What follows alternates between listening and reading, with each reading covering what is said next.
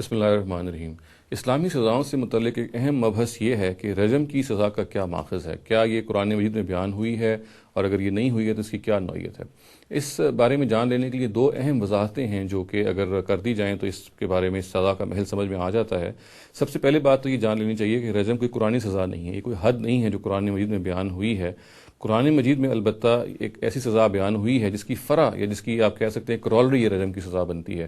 قرآن مجید میں یہ بات بیان ہوئی ہے کہ وہ لوگ جو محاربہ یا فساد فی الارض کے مرتکب ہوتے ہیں، یا دوسرے لفظوں میں آپ یہ کہیے کہ جو لا اینڈ آرڈر کی سچویشن پیدا کرتے ہیں اور جان مال اور آبرو اور زنا بالجبر اور اس طرح کے رابری کی طرح کے مختلف جرائم کرتے ہیں، ان کے بارے میں قرآن یہ کہتا ہے کہ فساد فی الارض کے مجرم ہیں، یہ زمین میں فساد مچانے والے لوگ ہیں، اور ان کے لیے وہ 4 سزائیں وہ بیان کرتا ہے۔ یہ جو آیت جس میں یہ سزائیں بیان ہوئی ہیں میں وہ پڑھ دیتا ہوں۔ سورہ مائدہ میں ارشاد ہوتا ہے انما جزاء الذین یحاربون اللہ ورسولہ ویسعون فی الارض فسادا ان یقتلوا او یصلبوا او تقطع ایدیہم وارجلہم من خلاف او ینفوا من الارض۔ یہ 4 وہ سزائیں ہیں جو بیان ہوئی ہیں۔ اس کا سادہ ترجمہ اس آیت کا یہ ہے کہ وہ لوگ جو اللہ اور رسول سے لڑتے اور ملک میں فساد برپا کرنے کے لیے تگدو کرتے ہیں، ان کی سزا بس یہ ہے کہ عبرتناک طریقے سے قتل کیے جائیں، یا سولی چڑھائے جائیں، یا ان کے ہاتھ پاؤں بے ترتیب کاٹ ڈالے جائیں، یا ان کو جلا وطن کر دیے جائیں۔ یہ وہ 4 سزائیں ہیں جو کہ آپ کہہ لیجئے کہ فساد فی الارض کے مجرمین کے لیے بیان ہوئی ہے، وہ لوگ کہ جو فساد کے مرتکب ہوتے ہیں اس طریقے سے۔ اس میں آپ یہ دیکھیے سب سے پہلی سزا بیان ہوئی ہے وہ تقتیل ہے۔ تقتیل کا مطلب کیا ہے؟ تقتیل کا مطلب یہ ہے کہ عبرتناک طریقے سے کسی مجرم کو قتل کر دیا جائے اگر اس نے فساد فی الارض کا وہ مرتکب ہے، اور وہ کسی بھی طور سے کسی لینینس کا یا کسی رعایت کا مستحق نہیں ہے۔ اور اگر وہ کسی رعایت کا مستحق ہے تو ہم یہ دیکھ سکتے ہیں کہ اس میں بعض وہ نرم سزائیں بھی بیان ہوئی ہیں۔ آگے جا کے کہا جاتا ہے کہ ان کے جو ہاتھ پاؤں ہیں مخالف سمت سے کاٹ دیے جائیں، یا ان کو بالکل ہی جلا وطن کر دیا جائے، جو سب سے نرم سزا ہے۔ چنانچہ فساد فی الارض کی جو یہ 4 سزائیں بیان ہوئی ہیں اس میں سے ایک سزا تقتیل کی ہے۔ رجم اصل میں تقتیل کی ایک قسم ہے۔ جب ہم تقتیل قرآن مجید کا حکم ہے جس میں یہ کہا جاتا ہے کہ ہم عبرتناک طریقے سے مجرم کو قتل کریں۔ رجم یا سنساری جو ہے اس عبرتناک طریقے سے قتل کرنے کا ایک طریقہ ہے۔ ہم یہ طریقہ بھی اختیار کر سکتے ہیں اور دوسرے طریقے بھی اختیار کر سکتے ہیں۔ چنانچہ نبی صلی اللہ علیہ وسلم کے اپنے زمانے میں انہوں نے ان لوگوں کو زنا کی سزا دی، رجم کی سزا دی کہ جو کسی بھی رعایت کے مستحق نہیں تھے۔ یہ بالکل ایک واقعہ ہے۔ تاہم یہ بات بالکل واضح رہنی چاہیے کہ یہ کوئی براہ راست قرآن میں سزا بیان نہیں ہوئی۔ قرآن میں جو سزا بیان ہوئی وہ تقتیل ہے۔ تقتیل کا مطلب ہے عبرتناک طریقے سے قتل کر دینا، اور جو یہ سنساری کی سزا ہے یا جو رجم ہے یہ اس تقتیل کی ایک قسم ہے۔ یہ اسی قسم کو بھی اڈاپٹ کیا جا سکتا ہے اگر اس کی ضرورت ہو، یا تقتیل کے اور طریقے بھی اختیار کیے جا سکتے ہیں۔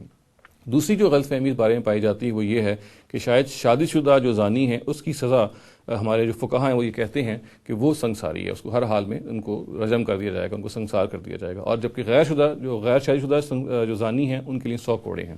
یہ بات بھی درست نہیں ہے۔ قرآن مجید یعنی ہسٹری سے یہ معلوم ہوتا ہے کہ نبی صلی اللہ علیہ وسلم نے مجرمین کے بارے میں جو یہ زنا کی سزا کے مرتکب تھے مختلف سوالات کیے، یہ دیکھنے کے لیے کہ کسی رعایت کے مستحق ہیں کہ نہیں ہیں۔ یہ میں بیان کر چکا ہوں کہ زنا کی جو سزائیں ہیں بیان ہوئی ہیں، زنا کی سزا یہ ایک انتہائی سزا ہے۔ یہ اس وقت دی جاتی ہے اپنی انتہائی شکل میں کہ جب مجرم کسی رعایت کا مستحق نہیں ہوتا۔ چنانچہ یہ رعایت کو دیکھنے کے لیے، یہ دیکھنے کے لیے سرکمسٹانسز کیا ہیں ایک کرائم کے، نبی صلی اللہ علیہ وسلم نے اور بعض ظاہر ہے کہ ججز نے بھی یہ کام کیا کہ وہ مجرمین کے جو حالات ہیں ان کا متعین کرتے ہیں کہ وہ کیا حالات ہیں، اور ان میں سے اگر ایک سوال نبی صلی اللہ علیہ وسلم نے اپنے زمانے میں یہ بھی کیا کہ کیا یہ مجرم شادی شدہ ہے یا نہیں ہے، تاکہ یہ جانا جائے کہ اس کو رعایت دی جا سکے یا نہیں رعایت دی جا سکے۔ اور لوگوں نے یہ سمجھا کہ جیسے وہ تفریق کر رہے ہیں اور شادی شدہ کو بنیاد بنا رہے ہیں، یعنی شادی شدہ ہونے کے سوال کو بنیاد بنا رہے ہیں، اسی بنیاد پہ کہ جو شادی شدہ ہوگا اس کو پھر رجم کیا جائے گا۔ یہ ایسی بات نہیں ہے، بلکہ یہ ایک محض سوال تھا جو کہ ایک مجرم کے حالات کو معلوم کرنے کے لیے دیا گیا۔